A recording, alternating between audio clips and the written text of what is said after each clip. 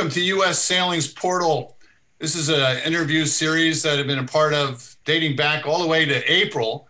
We started off with Terry Hutchinson some months ago, and we were facing the unknown, and we know a little bit more, but we don't know everything, and that's why it's going to be a good interview today.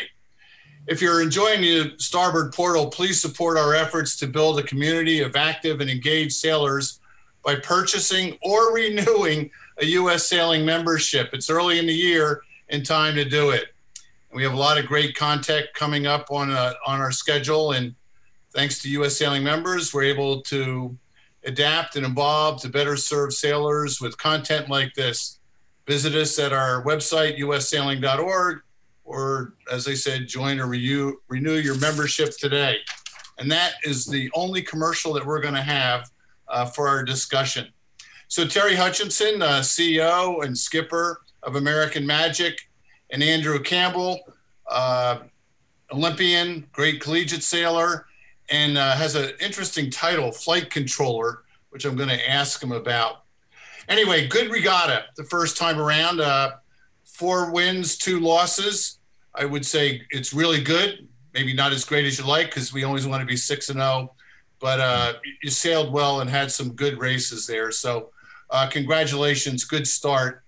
But those races don't count for anything. And now the races do start coming. So Terry, let me start with you. How do you assess the speed of American Magic based on the races that you sailed in the first regatta? Well, when we do it in the post-race debriefs, obviously, we give it with a pretty critical eye to how Patriot was performing against the 3 other teams. Yep. And, you're really looking for areas of weaknesses to continue on to improve our development. And you spend a lot of time watching and listening to the races, and you spend a lot of time really just evaluating how we think the boat was going. And, I think when you look at the regatta, there were things that were on display. The time in the boat that we have, the time in the mule that we have, I think that was on display in the regatta. I think that the team, from the shore team to the sailing operation, we were reasonably well prepared, and there's areas that we can get better at. And probably the other thing that is the most noticeable is that the defender is pretty fast. And in the first race against them, we did nice work of opening up almost a 500-meter lead, and they chewed into that to have a piece of us at the end of the last beat where we drew a foul, and they had a bad maneuver, and we were able to hang on to the lead. But I watched that, Terry, very closely, and they were a little over 500 meters behind at one point on that last wet leg to windward. And I think maybe you overshot the windward mark a little bit and gave away a couple lengths there. But boy, they were roaring up. Were they in more wind, or were they just that much faster on that leg? I think on that particular leg, they were going faster. We had a lot of good discussion about how we could have done the bottom better. There was the bottom left was pretty strong. And at that, we took the left gate and went out to the right-hand side. And so they kind of have the distance there, but things happen really quickly in the boat. So that was as much, in the first part of the beat, that was as much wind shift as it was speed. And the second half of the beat was getting locked into mode a little bit better. And then at the end of the beat, the conclusion, it's never the first mistake that gets you, it's always the second one. And when we were coming in on our second to last starboard, we should have just simo-tacked with them and negated any chance of them getting near the ley line before us. And had we done that, they wouldn't have been in the spot that they were in at the top. What kind of apparent wind angles are you sailing with in upwind? Around 18. So you almost have to be dead ahead or just slightly to windward and ahead, not kind of the traditional 35 degrees. That's right. So it's, there's a lot of learning. The best thing about that race was the team was continually under pressure. And we responded to that. We won the race, and yet the mistakes that we made weren't catastrophic to the result. And so, you take the good with the bad, and, you can see areas that since that day of racing, you can see areas in our program that we need to get faster and we need to get better. And so I think we're excited to get out racing next weekend and put some of what we've learned in the last couple of weeks to use. So both of you were great collegiate sailors, Sailor of the Year, College Sailor of the Year, Terry twice, pretty strong. Is this collegiate sailing helping you at all? Andrew, let me start with you there. All that time at Georgetown and those hundreds and hundreds of races, many of which I watched you at the Nationals, is that helping you out now? It helps me because Terry and I can watch the Mesa results come back in the spring here when they start getting back on the water. We can cheer on our Mesa squads. Yep. In a good way. I don't know, the racing that we do in college is so tight, it's so short. You have to be so focused for such a short amount of time, and you have to be ready to bounce back and sail the next race straight away. And so for sure, those are skills that you learn when you're a young sailor that, are paying off now in ways that you wouldn't really imagine. We have a 25-minute race with a sometimes less than 20 minutes, turnaround between races. So, they're banging them out pretty quick here, and you have to be right on and ready to step up for the next race, regardless of what happened in the last one. And so, kind of life skills like that kind of creep back into your sailing here. Yeah, well, in college sailing, I think you've got 6 or 8 minutes between races, swap boats, and right back out there in the water. Andrew, describe to all my e-scout friends and your friends, what does a flight controller do on these boats? Yeah. So the flight controller is one of those jobs that didn't really exist until, I don't know, the 2013 America's Cup.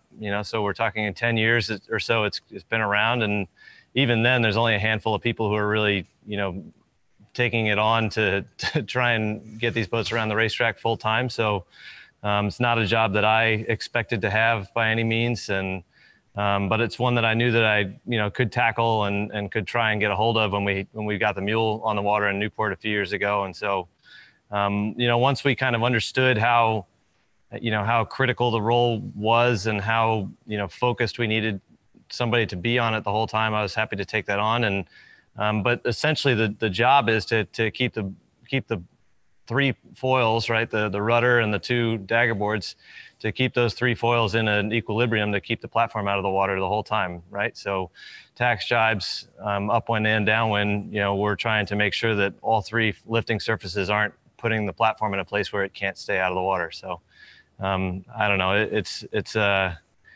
I'd like to think that you could train anybody to do it, but we're in a spot now where it's a pretty complicated process, and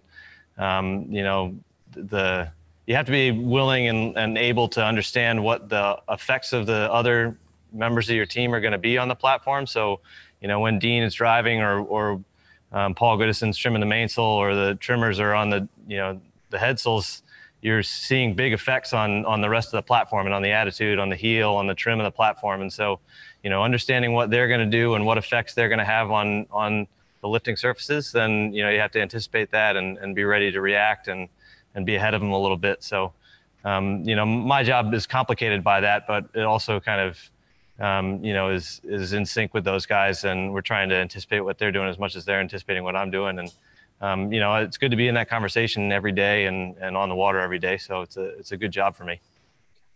All right. Well, thank you. Terry. Can I add to that, Gary? Yeah, I was going to say, add to it, please. Yeah, all right. And it's not just because Andrew's sitting here, but probably the first thing is it was good that we didn't race against each other in college, because I'm not sure we'd be friends. Well, I think you're a little older, but. Yay, come on. A little bit. I said a little. Just a skosh. But, I think Andrew, as a teammate, he has exemplified a level in learning how to fly the boat and then taking the boat to a spot that there are very few people in the world that could actually do his job. And it's been impressive to see from the early fire hose days of the mule, where he sat to leeward a lot and just got hosed down and learned how to, master his trade. And from there has all the way through helped us consistently develop both Defiant and Patriot. And it's not a, again, I think he's understating how critical his job is to the boat. We can sail the boat with a lot of other people, but we can't sail the boat without Andrew. And that's a true testament to the level of professionalism and expertise that he's brought to it, and the level of understanding. Having myself not been involved with the 2017 and not really have a complete understanding of the dynamics of the boat and the effects that what Andrew does has to the platform in the early part of this campaign, I would say that we're incredibly lucky to have him here with us. Well, very good. Terry, these foils, you get to have 3 sets, and you've used 2 of them, correct? Or you have 2. Do you have a 3rd set coming, or what's the status on your foils? We do have a 3rd set coming. And did you use different foils in the first regatta, or were you just one set? No, we were symmetric. And when you follow the development of the foil, it's a great question, because you look around the harbor and you see where Patriot lies inside the fleet, and the Defender is the only team with a smaller set of foils than Patriot. And when you say small, you mean shorter? Just area. Just area, okay. Yeah, just the area of the foil. They're slightly smaller than we are, and Luna Rosa and Ineos currently are bigger than we are. There's rumors floating around that Luna Rosa is going to a smaller set, but I guess time will tell if we see that. But our pathway to where we're at started with the Mule. We started with the straight foil like we see in the Defender. We went through the anhedral foils with a couple different concepts, and we ended up with a reasonably logical progression from foil wing 1, 2, and when we see foil wing 3, a logical progression all the way through to our development. So, it's one part of it. It's interesting that the Defender has chosen the straight foil, because in theory, they pay a drag penalty for that, to have the foil arm be about 300 millimeters longer. But what you can see is that, we're within the noise of area. And something early on in the program that Dean always stressed was, we'll never make a slow foil fast. And so we've continually put ourselves under the pressure of smaller foils to, maximize the speed benefit once the boat's up and foiling. The obvious risk that you face is downrange, the boat dropping off the foil and not being able to pop out of the water. That would keep me awake at night. Yeah. Yep. That's a fact. Terry, do you think the 6.5 knot lower wind range is too low? Should that be a little higher, or what do you think? Well, when it was announced, however long ago it was announced, a year ago, I think it's an aggressive bottom end. It was interesting to see the team with the bigger set of foils lose a race after coming off the foils to the boat with the smaller foils, that was 500 or 600 meters behind. And so that's the risk that we all face. And it drives, I think, like what you're saying, it drives you to stay a little bit awake at night, but it also drives learning and developing the techniques to not fall off the foil. And that's something that we continue to work and practice and do everything that we can to prevent that from happening. And yet, if it happens, the boat's going to struggle to get out of the water. Now, the opposite of that is that, to accommodate the bottom end, you're going to give up speed, anything really above 10 knots of wind speed. And so you kind of have to choose your poison. I'm reading an awful lot about what's going on in New Zealand weather-wise, and, eventually you get confused, but it seems like maybe the wind's going to be a little lighter as the summer progresses down there. Are you getting that forecast, that trend, or no? Or am I wrong? Well, statistically, January and February are the windiest months, and I would say it has been disappointingly light. So we'll see where it ends up. Well, I've been in a lot of regattas, and you two have been in a lot of regattas where you get there and you say, well, the wind's not normally like this. So we'll see. It could be a windy regatta too. I've seen a lot of breeze down there, and I think the first day you went sailing was pretty darn windy. There's pretty dramatic images that came off that. So I'm sure immediately after sailing 2 weeks ago now, you had a long list of items, and you certainly don't have enough time to address all that long list of items. So Terry, how do you set the priorities? What are the 2 or 3 most important things that you worked on in this period between now and the next round? Well, I think the first area of development has been in Aero World and in setup and improving just the flying shapes of our sails.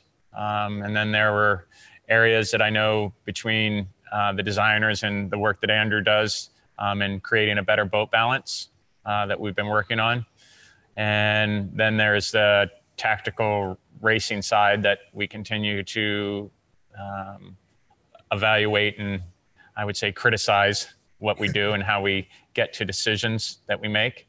You know, the racing of the boat is pretty hard, and when we're going upwind, Andrew covers the starboard side and I cover the port side of the boat because Dean's blind 50% of the time to those sides, and so there's an evolution that has to take place in that regard to us race the boat better, and so I think that the most exciting gain rate for us is still in front of us. I mean, we know we have to race well to get to the match, and yet you can see a lot of potential in our group here, and that's not, that's not wishful thinking. I think that's in the early days of us sailing together and racing together. It was great to see the communication, how we covered each other, and yet it was also great to see Dean's decision making being consistent. You know, from a racing perspective, we won every first cross. We had a lot of strength in that, and then from there you learn about how to consolidate those races. You know, if we win every first cross but we lose 2 races, then there's obviously areas of improvement. Well, you went 1-1 with the Italians, and so you had one good one, one bad one. And what do you think of their speed? How do you assess the Luna Rossa? I'll let Andrew. Okay, Andrew, you are on the air. Those guys are tough. They sail the boat in a different way. You know, it's interesting because all 4 teams sail the boat in a different way. So as much as, you know, what Terry just mentioned is important, you know, we expected to have 2 regattas under our belts before we got down here for this regatta in New Zealand. And so, you know, the layout of how this team, you know, was put together was with the expectation that we would get some time practicing together, some time racing together. And when you look at the event we just had, that's the first racing that we've done as a group. So, you know, we've got a few things to iron out, as Terry said. And when you look around the fleet and you understand how the fleet is managing each of their individual platforms, we've got a lot to learn about what they're doing and how they're doing it. So, you know, the way that Luna Rossa does it specifically is really interesting. And, you know, they've got a lot of, they're pushing their boundaries in a lot of areas of the rule. And so it's cool to see what their, you know, how their strategy works in terms of making their platform, you know, set up quickly and set up fast around the racetrack. You know, having 2 helmsmen full time on their boat, you know, cuts out some of the communication, cuts out some of the decision making, but it also, you know, really puts a lot on one person a lot of the time, rather than having more of a committee coming together and coming to a consensus. And so when that guy's not sure, you see them on the back foot trying to make the decision on their own. You know, those guys have a really strong background. You know, a lot of those sailors over there are you know, very capable and were involved with a lot of teams from the last go around from the time prior. And so, you know, they're a tough squad, and I think that they're pretty darn quick upwind. They certainly tack well, and you know, they don't give away anything on the runs. You saw it, you know, in the races when we were ahead, they weren't giving anything. They were right in it at the end of every leg. And the races where we just got a little bit behind, you know, we were chipping away at them, but had a hard time clawing into them. So, you know, it's going to be a tight series with those guys, and you know, without a doubt, they're as aggressive as anybody is in the pre-start section. So we're going to have to make sure we have a good strategy to be safe and get off the line, as Terry said, into that first cross better off, which I'm confident we can. Well, I'm sure you'll be going back to the tape with in Bermuda in 2017, because Peter Burling seemed to own that starting line against James Spithill, where Spithill in previous cups pretty good on the starting line. So I'm sure you'll look at that. Hey, there's so many Olympians in all these campaigns. Are you guys following the upcoming Tokyo 2021 at all? Or is that out of your mind? I got to be honest with you, we're a bit head down. At least I am. Yeah, I just one little note coming up. U.S. Sailing's organized a series of, they're going to call it the West Marine U.S. Open Sailing Series. 6 regattas, 3 in Florida, starting soon, and then 3 out in the West Coast, Long Beach, San Diego, and San Francisco later in the year. So anyway, we'll focus on Tokyo 2021. And you have any thoughts, Andrew, about any advice for them or anything? We're just feeling for all those guys, that they can't be out training and racing as hard as they would normally do. It's painful to know that so many people out there can't go and do what they feel like they need to be doing for that. So I think a lot of the guys who are in this circuit here, guys who know that they're going to go to the games, from other teams or from this team are they're focused, like Terry says, on the here and now and what we're doing here. And no, it's definitely, it's curious times watching how teams will take this extra year. That's such a strange scenario to take forward into the games. I wouldn't want to be doing it that way. Yeah, I mean, the end of the America's Cup's a little over 100 days from then until racing starts in Tokyo. It's not very much time. What about the British? They were seriously off the pace, 0-6, well behind, having trouble being on the foils.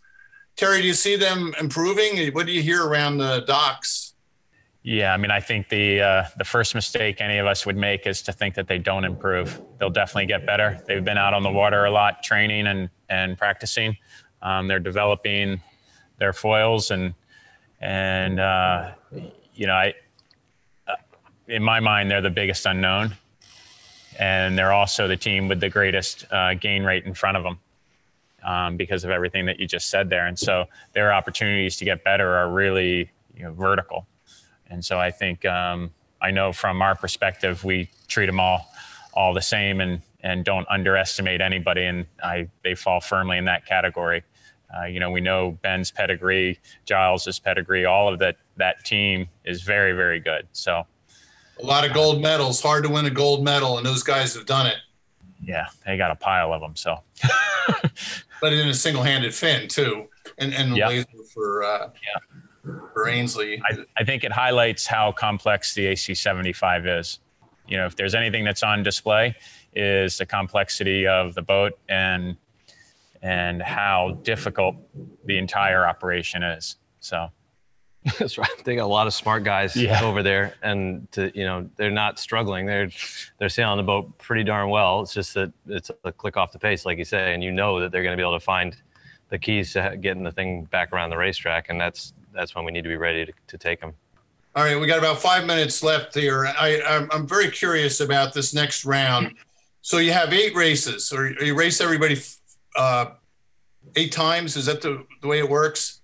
And then somebody goes forward. Yep. The top. So you got to be 6-2 or 7-1. You move, and then the other 2 race against each other. So is your goal to get the bye and miss that next round? Is that important? Well, I think our goal is to win the America's. Yeah, our goal is to win the America's Cup, and that's just part of it. And I think from a planning perspective, there's Plan A and there's Plan B. Plan A is to race and earn that bye into the PRADA Cup final, and Plan B is to sail into it through the semifinals. And to consider it in any other way, I think it's a risk for the team. So, we win as many regattas with solid Plan Bs as we do with good Plan As, and that's really the only way that we can approach it. And that's out of New Zealand again. Say again? Will you get to race against New Zealand again? I don't think so, no. And at this point, there's a lot of internal debating going on between the challenger of record and the defender about, things that they shouldn't really be fighting about. And from our perspective, I'm not sure if the opportunity presented itself. I'm not sure at this point, knowing that our job is to beat them in 2 months' time.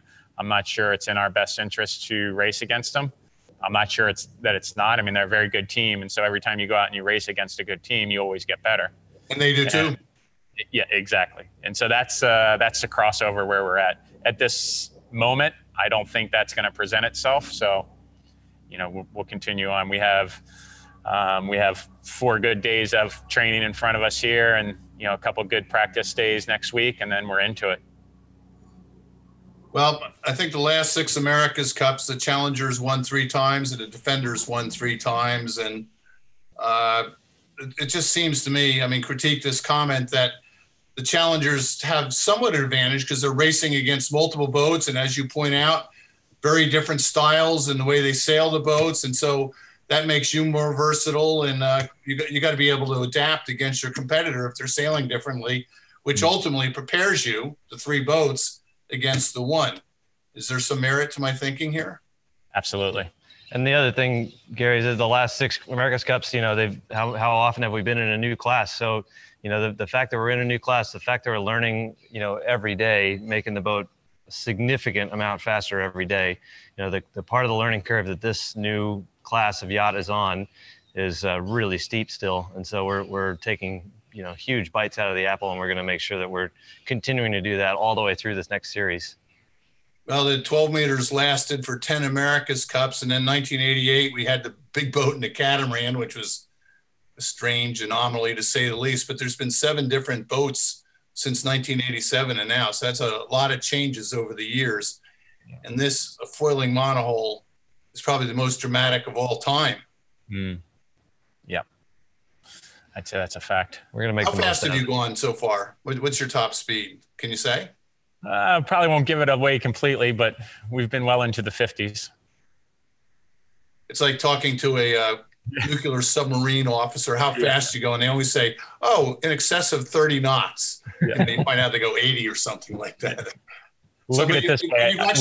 Terry, you've actually gone over 50 knots. Yeah, we'd pass you on Route 50, Gary. Well, I know in the summer of 2019, when you guys were at the Mule, and then later the bigger boat, I was on the 12 meter, and we've made huge gains in the 12 meter. 1977, we went 8.2 knots upwind and tacked through 70. And now we go 8.4 knots upwind and go 68. So in 45 years, we got 2 degrees and 0.2 of a knot. And we're looking over you guys, and I'm sure you're going mid 40s or something like that at the time. It was almost like an optical illusion. Well, look, at our time is up.